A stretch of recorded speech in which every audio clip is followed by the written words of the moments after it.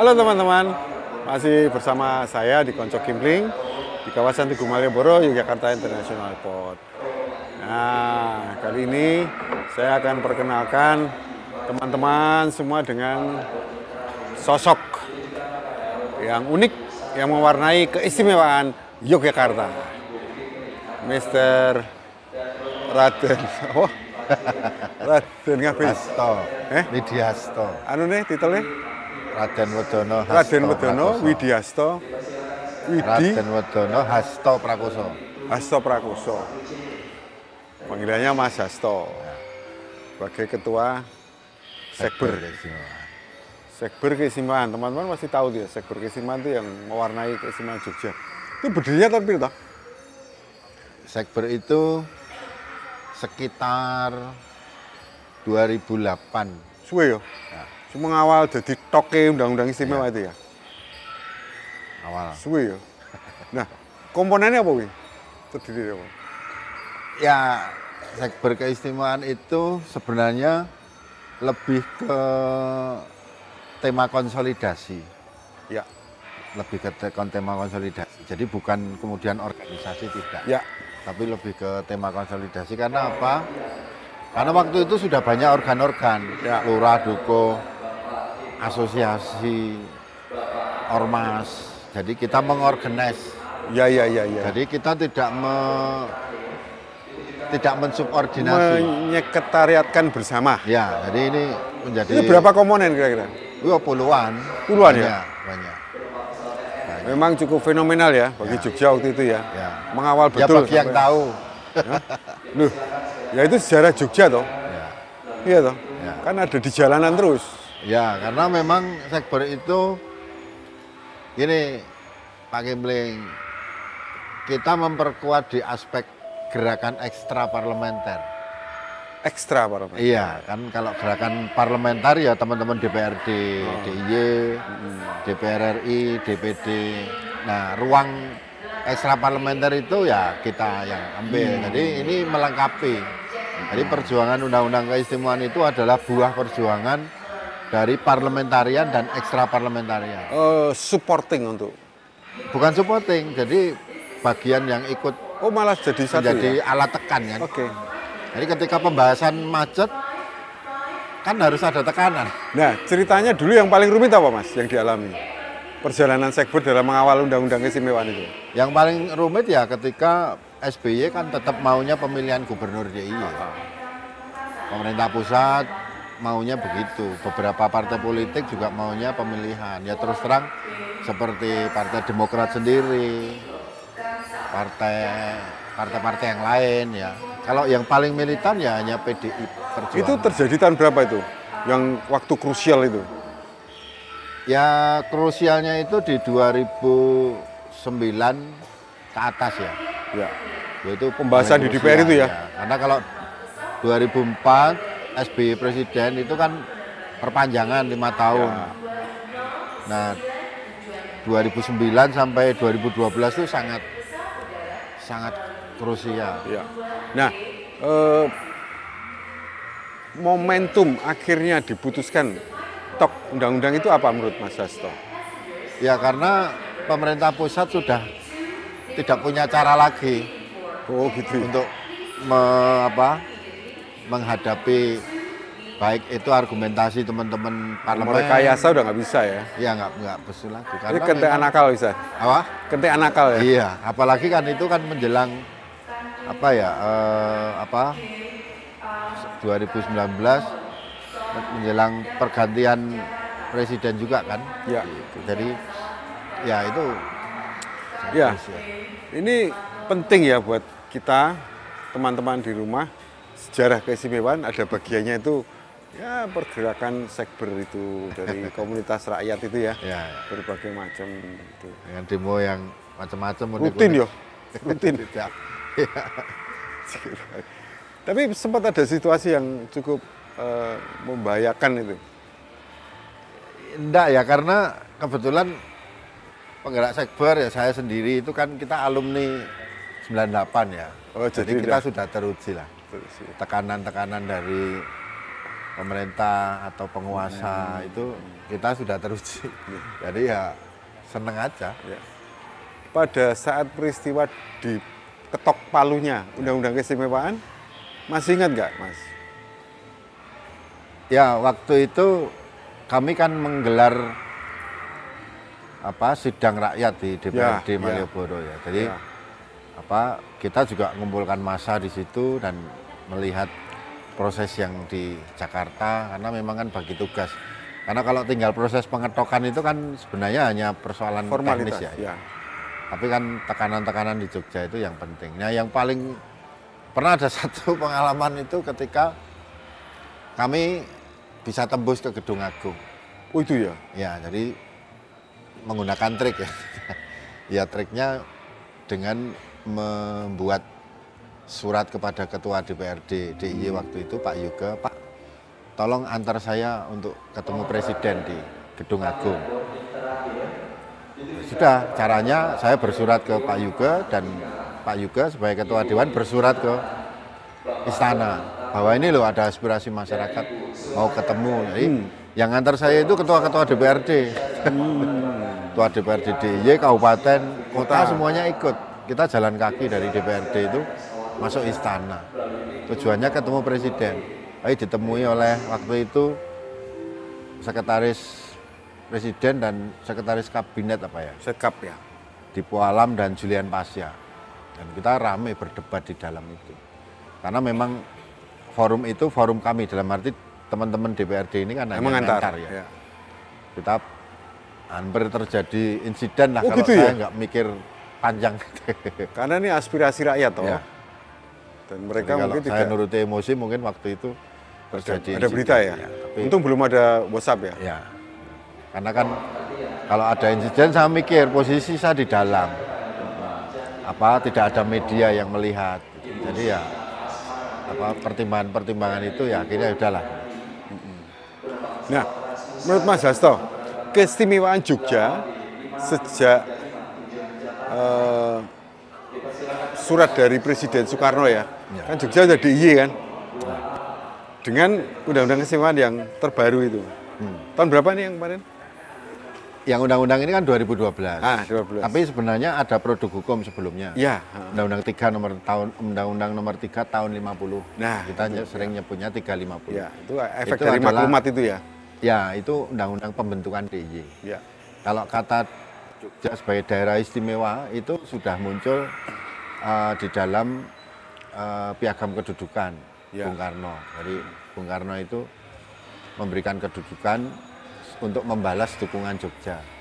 Jadi akan piagam kedudukan itu menyebutkan bahwa Sri Sultan Hamengkubuwono IX dan PA8 akan sepenuh-penuhnya sebagai daerah istimewa yang sepenuh-penuhnya mendukung NKRI. Ya. Dan di Amanat 5 September itu juga kata-kata sebagai daerah istimewa sudah muncul dari NKRI itu juga muncul. Nah, kalau di Undang-Undang ini sebenarnya kelanjutan dari era sebelumnya. Di zaman Jepang, Jogja ini disebut sebagai daerah koti. Ya. Jadi Belanda, Jepang itu juga menghargai eksistensi Kasultanan dan Kadipaten. Ya. Disebutnya sebagai daerah koti. Ini juga melanjutkan sikap politik Belanda terhadap Kasultanan dan Kadipaten yang mereka menyebutnya sebagai wilayah Vorstenlanden, wilayah kerajaan. Nah, kalimat penting dari Undang-Undang nomor 3 tahun 50 tentang pembentukan DIY itu ada apa di situ? Tersirat apa? Ya, hanya menyebutkan bahwa Yogyakarta ini adalah daerah setingkat provinsi. Hanya itu aja ya? Itu aja. Belum ada kriteria macam-macam. Tidak ada soal jabatan diatur, soal itu tidak ada. Itu makanya kemudian kan sepeninggal AB9 tahun 88 kan menggantung. Ya. Karena kan isinya opo ya, gitu ya. Tidak otomatis jadi gubernur itu belum diatur. Nah, baru di 12 itu diatur. Nah, undang-undang yang tahun 2012 ya, undang-undang keistimewaan, itu menurut Mas Hasto poin-poin pentingnya apa saja? Ya, poin pentingnya tentang kewenangan keistimewaan. Itu pengakuan pemerintah Republik Indonesia. Iya. Sama kan seperti Undang-Undang Otonomi Aceh dan Papua yang sudah lebih dulu. Ya. Itu pentingnya apa? Ya pentingnya untuk mengukuhkan kedudukan Kesultanan dan Kadipaten ini di dalam konteks NKRI. Tapi juga memiliki beberapa hal otonom ya. Oh ya, yang soal pengisian jabatan gubernur itu sepenuhnya kan menjadi agraria hak, juga. Ya. Jadi Sultan dan Pakualam bertahta, jadi tidak menyebut angka tahun ya. Atau bisa ditafsirkan siapa yang lenggah menjadi raja. Itu bisa. Bagaimana pandangan Mas Hasto tentang pertumbuhan pendatang? Itu kan jelas ya, makin banyak. Kita tidak bisa lagi mengatakan bahwa asli Jogja tidak asli Jogja, KTP Jogja tidak, itu nggak bisa.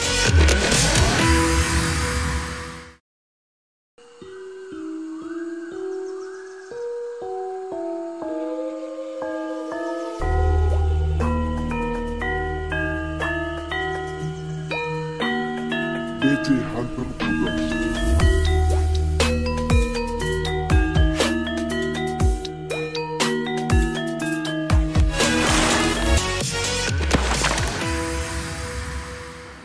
Menurut Mas Hasto, merangkum dari pendapat masyarakat, sebetulnya Jogja ini istimewanya di mana sih? Ya banyak sekali ya sebenarnya kalau bicara keistimewaan Jogja itu mau dari aspek sejarah, tata nilai, kemudian juga mungkin yang sifatnya tangible, yang kelihatan ya, cagar budaya termasuk kemarin poros kosmologi dan sebagainya. Tapi yang paling penting adalah kalau bagi saya jiwa merdeka orang Jogja itu yang sebagaimana di highlight oleh Bung Karno bahwa Jogja menjadi termasyhur karena jiwa kemerdekaannya. Hidup-hidupilah terus jiwa kemerdekaan itu. Nah jiwa merdeka ini yang harus kita elaborasi. Apa sih yang dimaksud jiwa merdeka? Satu, jelas setia pada Pancasila, NKRI, Bhinneka Tunggal Ika, berkomitmen terhadap keindonesiaan, terhadap toleransi, terhadap kemanusiaan, terhadap kerja-kerja kebudayaan. Nah, itu yang penting. Nah, turunan teknisnya bisa macam-macam. Misalnya hari ini Jogja menghadapi persoalan sampah misalnya. Nah, harusnya sebagai insan yang istimewa, itu harus segera cepat diatasi. Gitu. Karena Jogja banyak orang pintar, resources yang lain juga ada. Artinya Bupati Wali Kota itu harus segera gerak cepat untuk persoalan ini, jangan berlarut-larut. Di undang-undang, saya lupa tahun berapa, di undang-undang tentang sampah itu jelas kedudukannya, bahwa urusan sampah itu menjadi tanggung jawab Bupati Wali Kota. Gubernur itu hanya mengkoordinasi. Jadi ketika kemarin Sultan mengatakan bahwa mengatakan Bupati Wali Kota terlalu manja dan sebagainya, ya itu ada betulnya. Meskipun mungkin dalam situasi darurat ya itu harus kerja sama-sama ya. Itu mungkin salah satu sampel jiwa merdeka. Oke, Mas Hasto, begini. Salah satu keistimewaan Jogja adalah tumbuh kembangnya institusi perguruan pendidikan, ya kan? Sejak taman siswa ya sampai sekarang. Nah, efeknya itu Jogja ini sebenarnya kan Jogja DIY itu kan sudah menjadi metropolitan besar yang semua bangsa, suku diterima dengan baik di sini. Nah, bagaimana pandangan Mas Hasto tentang pertumbuhan pendatang? Itu kan jelas ya, makin banyak. Contohnya anggota-anggota dewan juga makin banyak yang dari luar yang dulu sekolah di sini, terus berkeluarga di sini. Nah, ini bagaimana dengan perbandingannya dengan orang Jogja sendiri yang asli? Sebelum jawab itu, saya ingin mengajak Pak Kipling dan juga pemirsa ya untuk sedikit menengok ke belakang.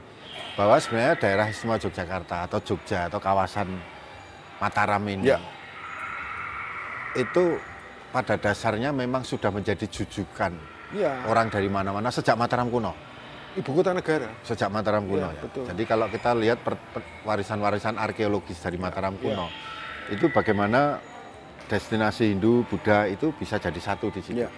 Hidup harmonis, menjadi tempat datangnya para Brahmana. Ibu kota kerajaan. Ya, dan banyak sekali juga kebudayaan-kebudayaan yang datang dari India. Itu mempengaruhi corak kebudayaan di Mataram kuno. Bahkan sampai hari ini, kalau kita lihat Candi Bentar, kalau kita mau masuk ke Bandara Iya, itu kan ada Gapura. Itu namanya Gapura Candi Bentar. Itu adalah warisan dari Mataram kuno. Dan nah ini satu peradaban yang multidimensi ya, jadi ketika sekarang hampir semua mahasiswa dari seluruh Indonesia hadir di Jogja, itu tidak aneh. Karena memang dari dulu kita itu menjadi tempat jujukan. Nah, bagaimana ini yang nilai pentingnya adalah kita tidak bisa lagi mengatakan bahwa asli Jogja tidak asli Jogja, KTP Jogja tidak, itu nggak bisa. Karena apa? Pembauran percampuran itu keniscayaan. Dan Jogja itu dibesarkan juga oleh dalam tanda petik teman-teman rantau.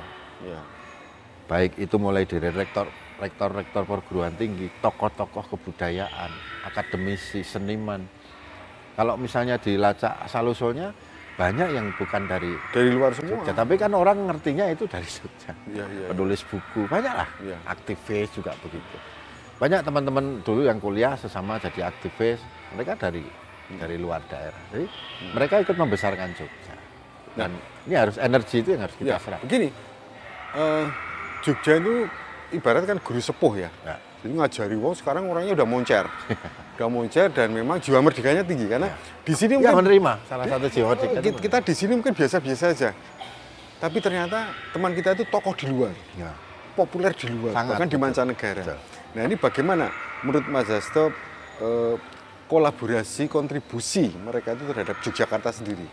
Yang makin hari problemnya makin syarat problematika lapangan ya. Mestinya juga ada rekayasa sosial untuk lebih memantapkan itu ya. Jadi tidak dibiarkan alami. Oke, dibiarkan alami itu bagus, tapi pada titik-titik tertentu itu harus diorganize. Bisa tidak terkendali. Harus diorganize. Misalnya sekarang harus diakui masih ada disharmoni dengan beberapa etnis tertentu yang dari wilayah tertentu di Indonesia. Itu nggak bisa dibiarkan. Harus ada rekayasa sosial, ada pembauran. Ada upaya-upaya untuk mendekatkan, ada upaya untuk merangkul, tidak memukul, itu penting. Itu saya kira tugas semua pihak dan kuncinya ada di pemerintah ya sebagai leading sektor dari proses pembangunan. Kalau pemerintah nggak mampu, ya bisa kan berkolaborasi dengan Pak Kempling atau contohnya banyak pihak lah. Kan mereka selalu mengatakan strategi pentahelik. Nah, itu ayo gitu. Nah, bukan salah satu ya, tapi unsur terkuat istimewa Yogyakarta ini kita kadang sadar atau tidak itu adalah bahwa kita ada Kesultanan dan Pakualaman. Oh ya jelas. Iya kan? Itu paling primer. Ini untuk saat sekarang bagaimana masyarakat itu memaknai energi tersebut. Ya memang kalau kita melihat ada penerimaan yang bersifat gradatif ya. Kalau generasi yang mungkin usianya di atas 30, umur 15-an tahun sekarang itu masih tanpa reservoir dengan entitas itu. Tapi yang generasi Z ini mungkin perlu ada upaya untuk bagaimana memberikan pemahaman kepada mereka. Sarannya apa? Siapa yang pelibatan? Bagaimana anak generasi Z itu ya yang usianya sekarang di bawah usia 30 tahun itu dilibatkan, dirangkul supaya mereka ngerti karakter mereka itu tidak bisa lagi diajari ya di ceramah itu nggak bisa, experience diajak terlibat dalam proses produksi kesenian misalnya kontes ilmiah misalnya dan sebagainya. Loh, banyak sekali kan ilmu-ilmu yang bersifat sains di Kesultanan maupun Pura. Ya, yang itu bisa dielaborasi, libatkan mereka. Saya pernah mengusulkan kepada pihak keraton membuat semacam ospek keistimewaan. Jadi setiap tahun ajaran baru. Ospek keistimewaan, menarik. Iya. Jadi setiap tahun ajaran baru, setiap kampus tuh disuruh ngirim 20 atau 25 orang, setiap kampus. Nah itu ada ospek keistimewaan. Jadi pemahaman tentang apa sih keistimewaan Jogja, kenapa ada Kesultanan, sejarahnya bagaimana. Terus bagaimana strategi eksistensi sejarah itu harus dihidupkan dalam situasi modern. Jadi kan modernitas itu kan tidak boleh tercerabut dari akar sejarah. Tapi itu kan juga tidak mudah. Perlu ini kan proses penyesuaian, adaptasi. mana yang relevan, program mana tidak. penetrasi itu. Nah itu, Ya. nah ini kesempatan sebenarnya untuk kaderisasi anak-anak muda itu. Dan sebenarnya mereka menyambut baik ide saya itu. Cuman kan kalau tidak ada yang mengeksekusi kan percuma. Kadang-kadang begitu.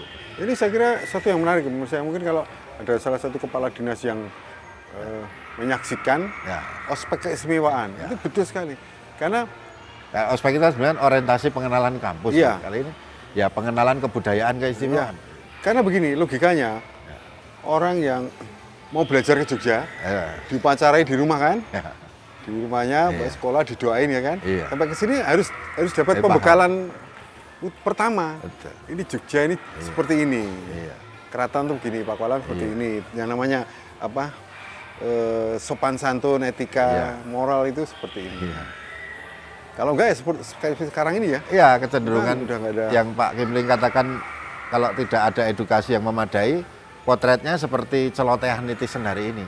Ya. Begitu gampang Liar. mereka berceloteh tentang sesuatu yang Jadi berceloteh untuk sesama umur dengan orang tua mereka Ya. samakan. ya Padahal harusnya beda ya. ya meskipun kita tahu ya mungkin ada beberapa nalar kritis di situ kita harus Ya, akui, ya, tapi ya. keadaban itu juga harus dijunjung tinggi. Ya. Ya. Mas Hasto juga terjun di bidang seni budaya, Ya. khususnya bergodo. Kita coba bergodo itu jangan hanya ada di keraton. Kita duplikasi, kita reduplikasi, kita tiru, imitasinya namanya bergodo rakyat.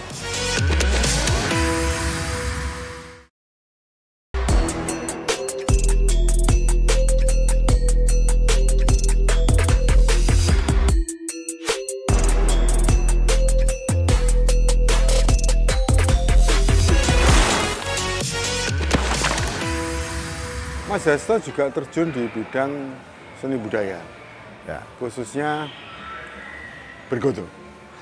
Nah, bagaimana nih Mas? Ya, bergodo itu kesatuan prajurit militer sebenarnya Ya, pada masanya. ya, Tapi karena kemudian kerajaan sudah di era modern, bergodo itu menjadi bagian dari atribusi hajat dalem ya. atau kegiatan keraton itu selalu ada melibatkan Sudah melakukan bergodo. warisan budaya ya. Nah, kita coba bergodo itu jangan hanya ada di keraton.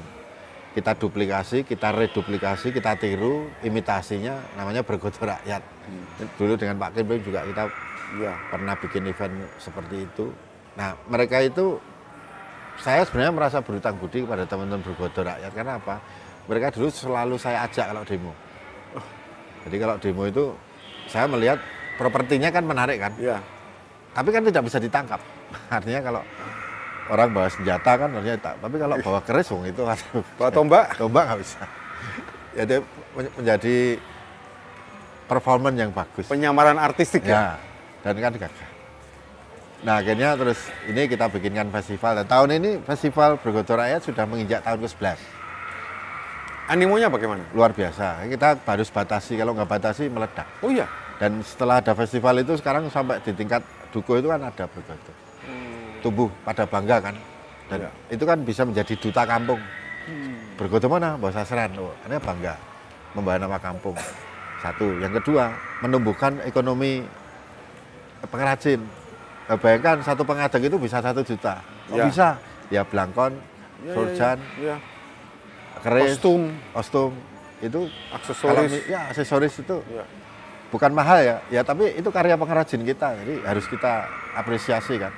Ya. Itu kan menggerakkan, ya satu bergodo 30, pukul rata satu atribut itu 1 juta, berarti kan 30 juta. Ya. Kalau ada 300 bergodo, ini ekonomi pengrajin. Oke. Jumlah bergodo berapa? Sekitar kalau di total di DIY ini sekitar 250. Oh ya? Banyak.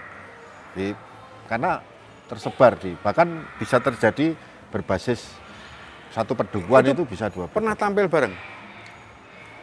Belum ya?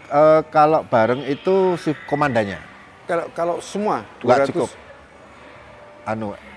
Butuh effort dan resources. karena 250 grup ya. Taruhlah Iya. 200 grup Ya, kali kali 30 aja lah. minimal. Ya minimal 30. Padahal kalau event gitu misalnya banyak yang mau Ya ikut sampai kan? 50. Enggak, per satu bergoto itu antara 30 sampai 55 orang. Tapi rata-rata full ya? Kita batasi, seperti yang besok itu kita batasi satu bergoto 40 orang. Ya taruhlah 200 grup kali 40 orang lah. Ya, Oh, ya 8.000. mau tampil di mana ya? Ya makanya. Nggak cukup. Tapi kapan itu akan tampil rencana? Itu butuh effort dan resources karena kan untuk misalnya mereka yang dari pinggiran jauh-jauh itu kan Iya. ya butuh transport. Iya. Nah, ini kan problem. Iya. Jadi sebenarnya kalau mereka tampil di festival begini itu dalam tanda petik ya tombok. Iya. Karena kan apa untuk mereka harus Ya. apa meluangkan waktu. Tapi begini bergodo rakyat ini kayaknya kok. Hanya di Jogja. Nah itu dia. Ya.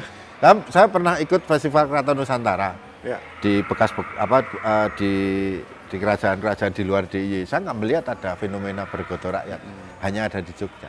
Ya. Ini kita patut banggamanya dalam banyak kesempatan. Saya selalu mengatakan bergodo rakyat atau secara nomenklatur itu saya bahasa Indonesia kan dengan seni keprajuritan rakyat. Seni keprajuritan rakyat. Jadi seni yang berbasis pada keprajuritan rakyat. Itu salah satu penanda keistimewaan Jogja. Iya, iya. Karena apa? Itu juga jadi nama toponim kampung kok. Iya. Dan Gitu ya? kampung mana Wirobraja, Daengan. Iya. Dan itu di setiap kampung itu ada bergodo rakyatnya. Ya. Ini unik. Oke. Ya, menarik sekali Mas Hasto. Jenengan niku asli Gorontalo.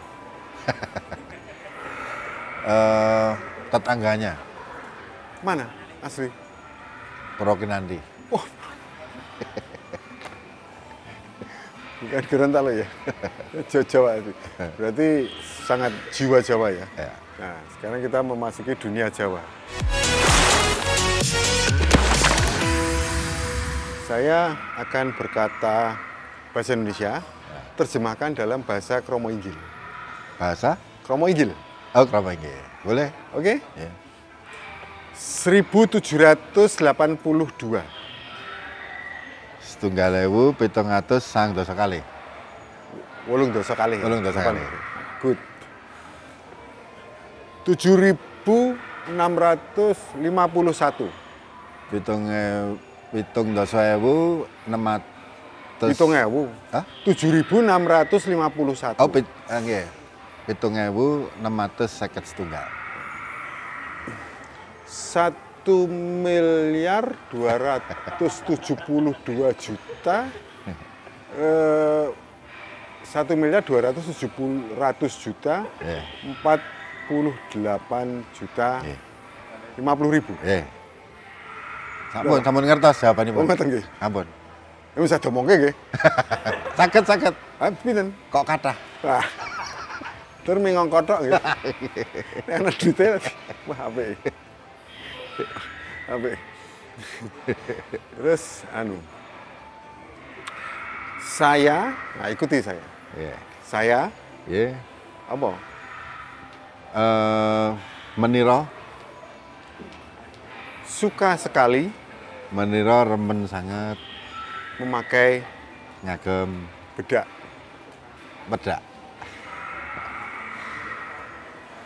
Sebab Amargi saya menira sering asring tampil tampil menari. joget. Ya. 156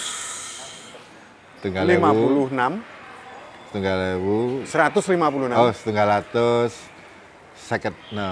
ditambah 84. 84. Jumlahnya berapa dalam Kromo Inggil?